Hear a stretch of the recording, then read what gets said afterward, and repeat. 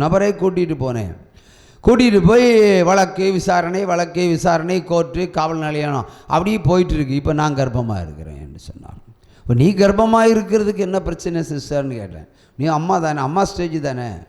இல்லை பிரதர், மகளை கர்ப்பமாக்கினான் ஒருவன், இப்பொழுது வழக்கு நடத்துவதற்கு என்னை அழைத்து கொண்டு போனவன் என்னை கர்ப்பமாக்கி கொண்டான்.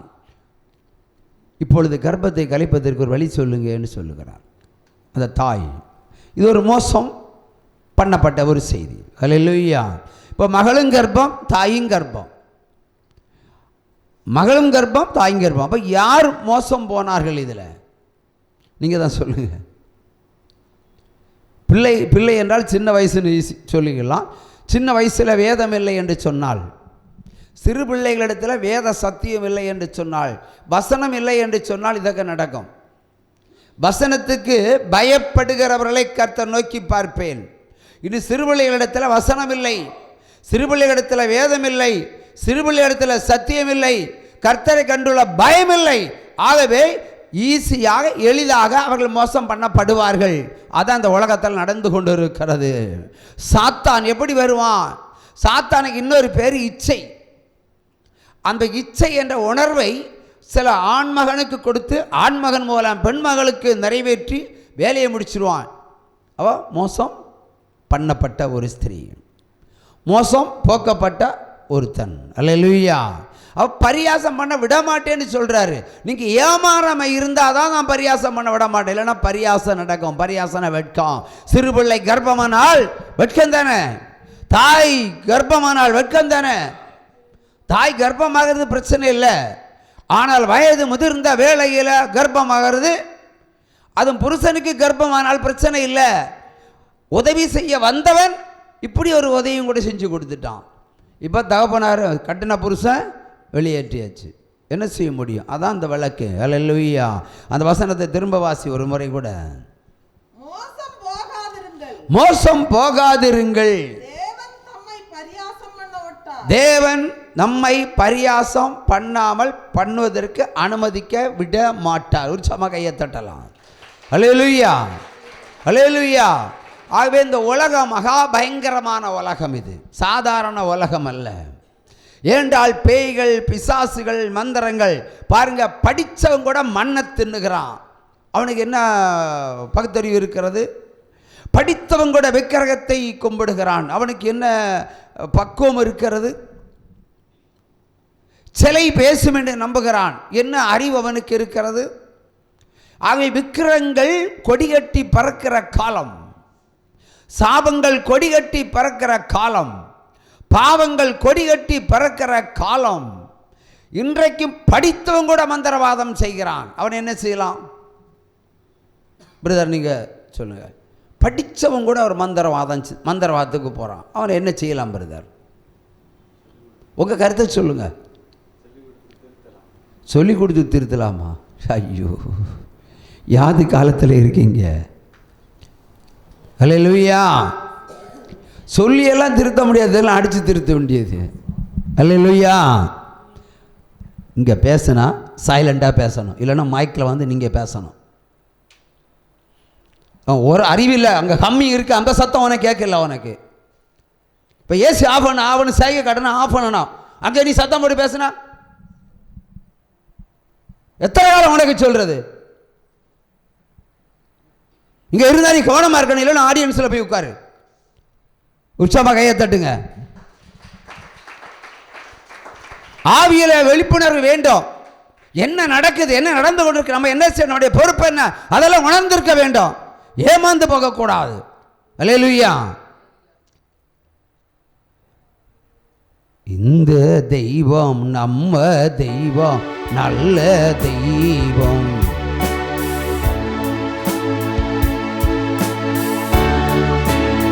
அல்லேலூயா. பிரதர், நான் உங்களுக்கு இப்போ என்ன சொன்னேன் பிரதர்? சொன்னதை சொல்லுங்க.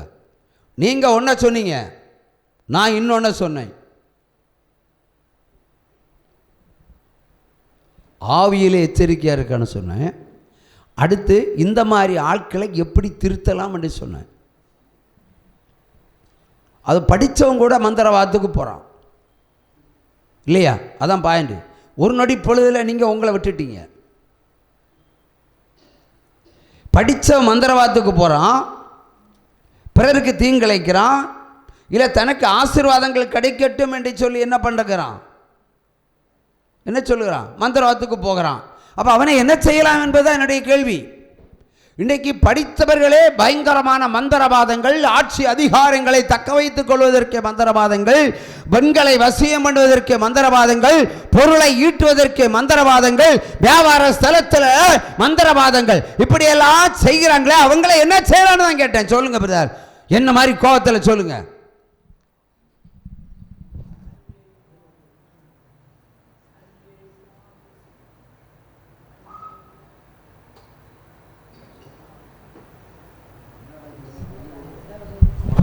ஏதாவது ஒன்று சொல்லுங்க பிரதர். அம்மியில் வச்சு அரைக்கணுமா, உரலை வச்சு ஆட்டணுமா, இல்லை நெருப்பில் போடணுமா, என்ன செய்யணும்? சொல்லி திருத்துற காலமா பிரதர்? அடிச்சு திருத்துற காலம் அல்லவா? இயேசுவே சொல்லி திருத்த போறதில்ல, அடிச்சு திருத்துற காலத்தில் இருக்கிறார். அவர் 2000 முன்னாடியே சொல்லியாச்சு. சொல்லி திருத்தி பார்த்தா நடக்கல, இனி அடிச்சு தான் திருத்துறது. சொன்னா யார் கேட்கறது பிரதர்? சொன்னா யார் கேட்கறது? மறுபடியும் வேற ஒரு பனிஷ்மெண்ட்டை சொல்லுங்க brother. You are not a child. சொல்லுங்க, கடுமையான ஒரு சட்டத்தை கொண்டு வருவோம் மந்திரவாதிகளுக்கு. சொல்லுங்க.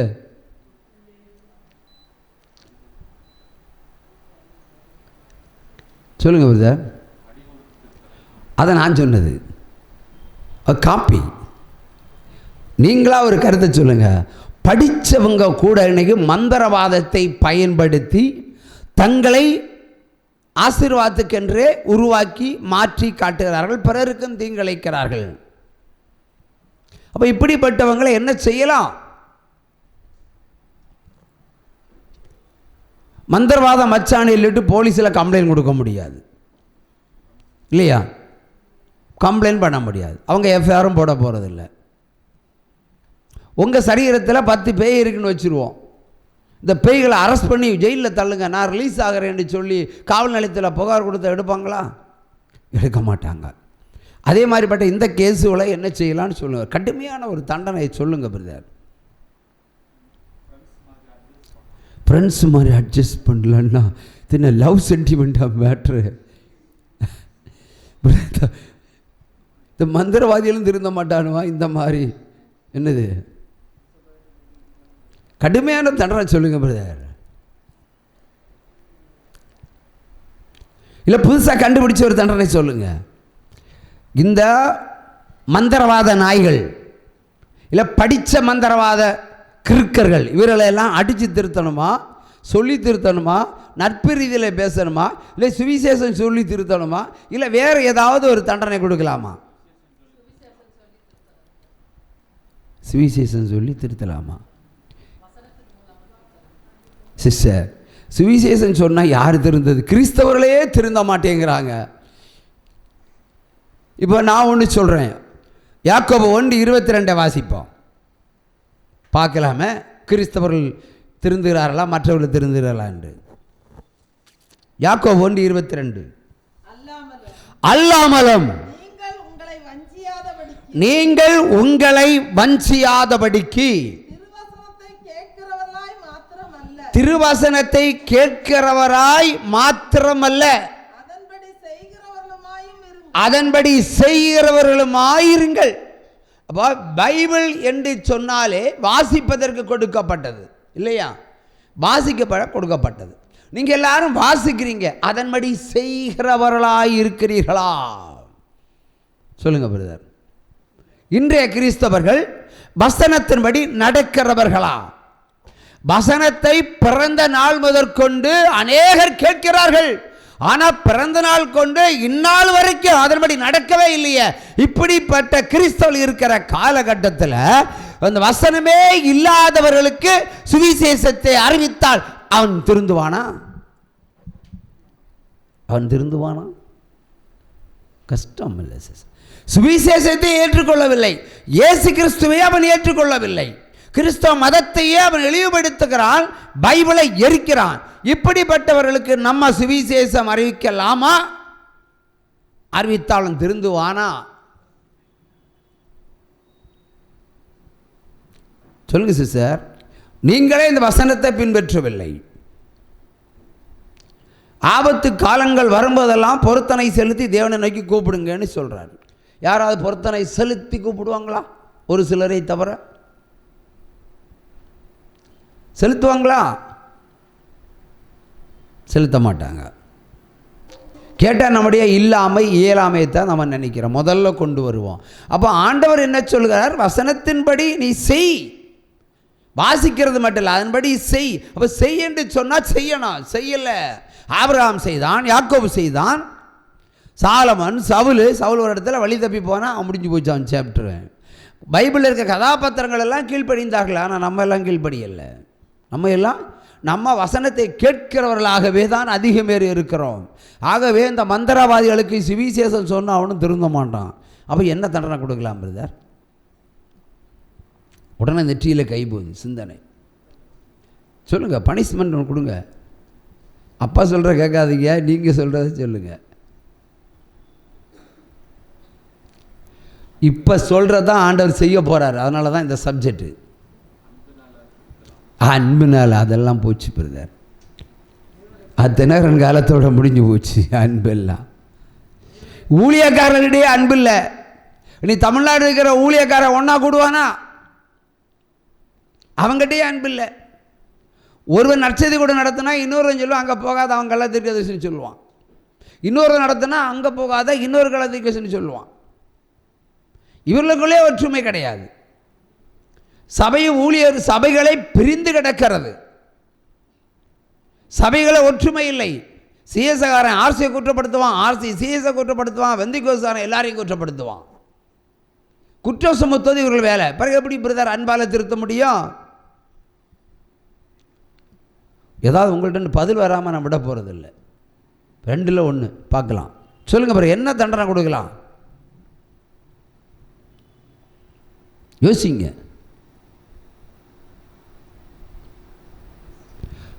4 வரி பாட்டு பாடக்குன்னா ஒரு தண்டனை வரணும். அந்த தண்டனையை இன்றைக்கி நிறைவேற்ற போகிறார் மந்திரவாதிகளுக்கு. Is a challenge. நல்லா யோசிங்க. 4 வரி பாட்டு தான் பாடுவேன். அல்லேலூயா. சிங்கை கேவியோ சூளை நெருப்போ அவன் நம்மை காத்திடுவார். சிங்கை கேவியோ சூளை நெருப்போ அவர் என்னை காத்திடுவார். அவரே என்னை காண்பவர், அவரே என்னை காப்பவர். சிங்கக்கேவியோ சூளை நெருப்போ. அல்லேலூயா. சொல்லுங்க பிரதர். 4 வரியாச்சு. என்ன பிரதர்? பிறகு வசனத்தை போதித்தால் கிறிஸ்தவர்களை திருந்த மாட்டேங்கிறாங்க. சிஎஸ்காரன் திருந்தலை, பெந்திகோஸ்காரன் திருந்தலை, ஆர்சிகாரன் திருந்தலை, சகல சபை போதகர்களும் திருந்தலை. இப்போ இயேசு கிறிஸ்து ஞானஸ்தானம் எடுத்தார், மூலிஸ்தானம் தானே எடுத்தார். ஆர்சிகாரங்க ஞானஸ்தானம் எடுப்பாங்களா? மூலிஸ்தானம் எடுப்பாங்களா? அக்செப்ட் பண்ணியிருக்காங்களா? இல்லையே. சிஎஸ்ஆர் எடுப்பானா? இல்லையே. பிறகு அந்த தண்டனை அவர்களுக்கெல்லாம் அதெல்லாம் பாடம் இல்லை. அவர்களே கீழ்ப்படியலை. பிறகு என்ன பிரதர் மறுபடியும் எல்கேஜியில் இருந்த ஆன்சர் சொல்கிறியா? டிகிரி லெவலில் சொல்லுங்கள். பிஹெச்டி ஸ்டேட்டஸில் இப்போ பனிஷ்மெண்ட் வரணும். அல்லேலூயா. கிறிஸ்தவர்களே திருந்தாமல் இருக்காங்க. இன்றைக்கி ஆர்சிக்காரங்க, சிஎஸ்காரங்க, வந்திகோசுக்காரங்க நிறைய பேர் மூலிசான் எதுக்கு எடுக்கணும்னு கேட்குறாங்க. இப்போ பைபிள் வசனம் என்னது? பின்பற்ற வேண்டும். இயேசு சொன்னார், ஒருவன் ஜலத்தினாலும் ஆவியினாலும் பிறந்தால் ஒழிய, ஜலத்தினாலும் ஆவியினாலும் பிறந்தால் ஒழிய அவன் பரலோக ராஜ்யத்தில் பிரவேசிக்க மாட்டான் என்று மெய்யாகவே நான் உனக்கு சொல்லுகிறேன் என்று சொன்னார். எல்லா சபையும் பின்பற்றுகிறதா? இல்லையே. பிறகு எப்படி பிரதர் சுவிசேஷத்தினாலையும் வசனத்தினாலையும் இவங்களால் சொல்ல முடியும், திருத்த முடியும்? இன்னைக்கு இவர்களுக்கு அப்போ இவங்க பரலோகம் போக வேண்டாமா? யோவான் சுவிசேஷம் 1ஆம் அதிகாரத்தில் முதல் வசனத்தை வாசிங்க பார்ப்போம். ஆனாலும் தண்டனை என்ற வார்த்தை உங்கள் வாயிலிருந்து தான் வரணும். பைபிளை பிரிக்கலாம் சரிதான்.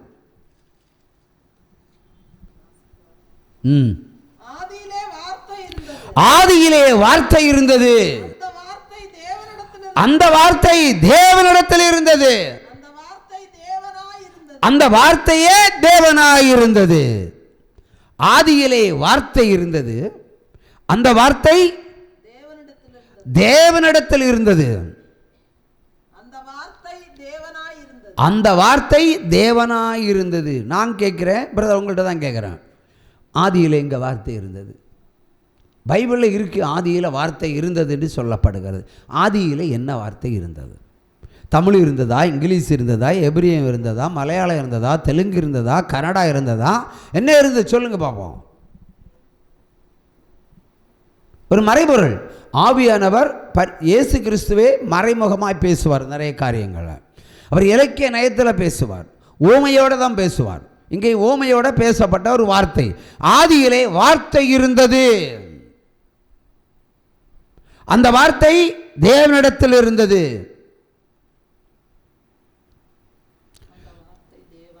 அந்த வார்த்தை தேவனாய் இருந்தது, அந்த வார்த்தை தேவனாய் இருந்தது, அந்த வார்த்தை தேவனாய் இருந்தது. சொல்லுங்க. சரி, வேறு யாராச்சும் சொன்னாலும் பிரச்சனை இல்லை. ஆனால் உங்கள்கிட்ட தான் கேட்கணும். ஏன்னா சாத்தானி உங்கள் பக்கத்துலேயே வரக்கூடாது. கவனம் எல்லாம் இங்கே வச்சு விடுங்க. சொல்லுங்க பிரதர். ஆதியில் வார்த்தை இல்லை என்று நான் இப்பொழுது சொல்லுகிறேன். ஆனால் பைபிள் என்ன சொல்கிறது? ஆதியிலே வார்த்தை இருந்தது, அந்த வார்த்தை தேவனாக இருந்தது, தேவனிடத்தில் இருந்தது.